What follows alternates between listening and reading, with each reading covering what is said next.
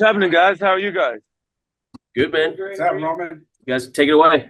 Oh, I even got a little Nova love. Didn't even know. Oh, I got okay. Kool-Aid was gonna get drafted. That's what's up.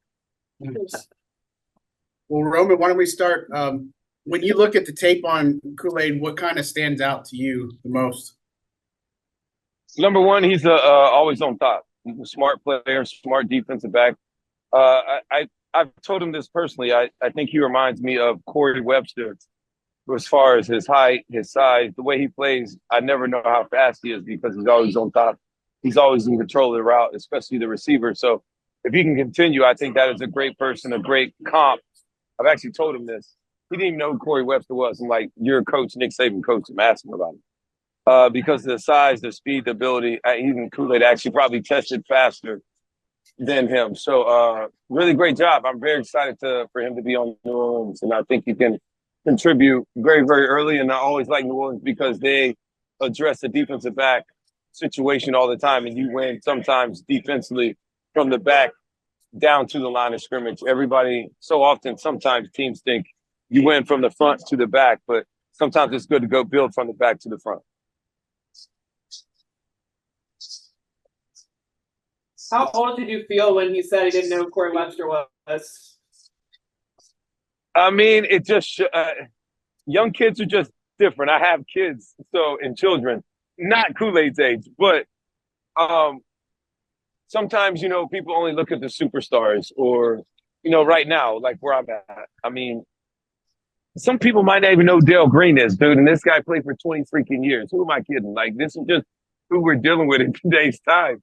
I'm not shocked that he did not know who Corey Webster is, but you guys should just use that and make sure he studies who he is, because as long as he continues to improve his game like Corey Webster, who did it on the biggest and brightest stars and lights at New York with the Giants for all those years, a lockdown corner that always made the big plays and also tackled well in space and did those other little things, you'll be successful for a long time, which is truly what we all yearn for.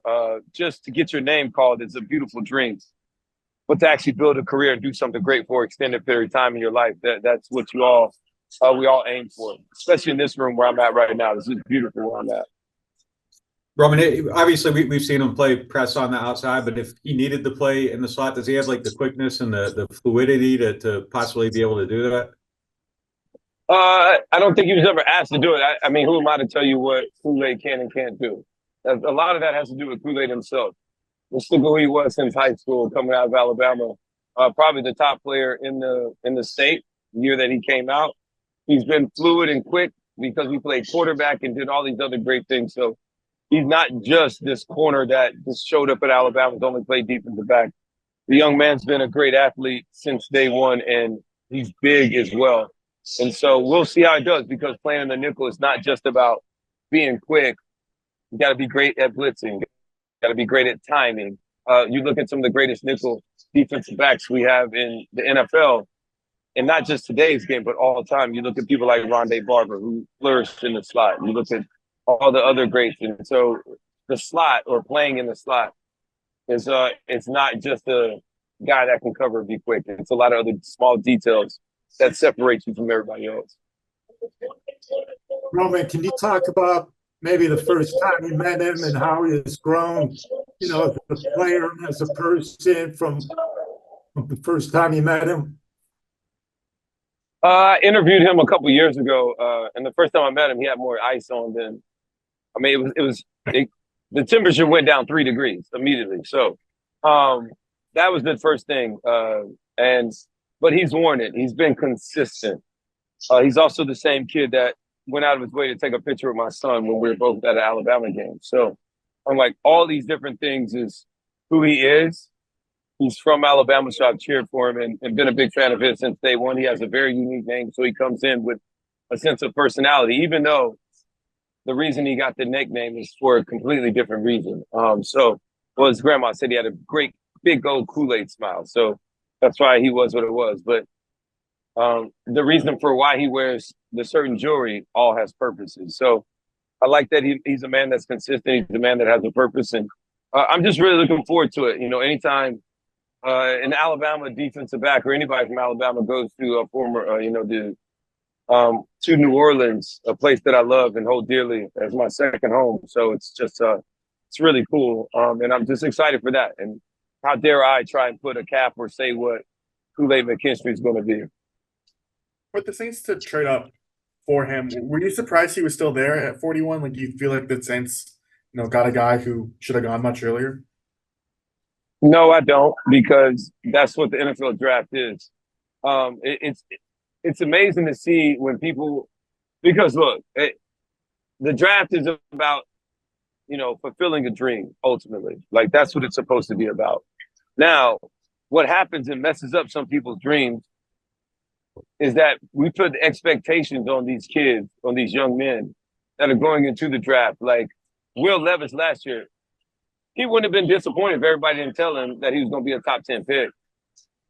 Like, he wouldn't have been disappointed. The disappointment comes when everybody tells you you're going to be this. Then all of a sudden you don't end up being that. And that's fine. Maybe use that as motivation going down the road. Do anything you got to do to be the best that you can. But the draft happens the way it happens. Nobody thought Bo Nix was going to be a top 12 pick. But when you have a run on quarterbacks or a run on wide receivers or a run on this, the draft happens where it happens and people start getting desperate. They move up. That's not your fault. That's not your problem. But people will always pay you a lot of money when you affect the quarterback. The quarterback being number one, we saw him when he got drafted, 6 in the first 12 picks, offensive lineman who's protecting the quarterback, right defensive end. If you can rush the passer, you're going to go. Or guys that can cover or catch the football. Those are the ones that are high value players. And as long as you play those positions, you do them well, you're going to get paid fine. It don't matter anyways. First contract's just what it is. It's all about longevity, long money. It's all on the second and third contract. So, Roman, what advice can you give him then as he gets ready now for the NFL with the Saints? Kool-Aid himself? Yes. I would say embrace the community. New Orleans is a special place, and if you guys win there, you'll be great, and they'll love you forever. But just be yourself and just be one with them. Like that, to me, I feel like that was the one thing that I really, really enjoyed the most about New Orleans was that I was always able to just be myself. They didn't always love me at times, but I was always myself. And if you like get down with the people, like they're gonna get down with you, and that's what it's all about. And New Orleans is a great city that love the Saints. They love their sports. And man, it's just a great vibe. And I still keep a place there because New Orleans is a culture, it's a vibe, but it's the people. Like, it's not just being in New Orleans, the city. Like, that's not it. It's the people. And if you don't get with the people, then you won't get with the vibe or the culture. And you won't make it the best experience of your life, which is what this should be. This is your dream. It's what you always want to do since you're a young kid in the backyard. So don't ever forget that. And don't ever forget that enthusiasm that you get to come to work. And that it's not even work at first. It's just a game that you just love. Stay there and continue to search for it and try to be the best version of yourself. And let the chips fall where they fall.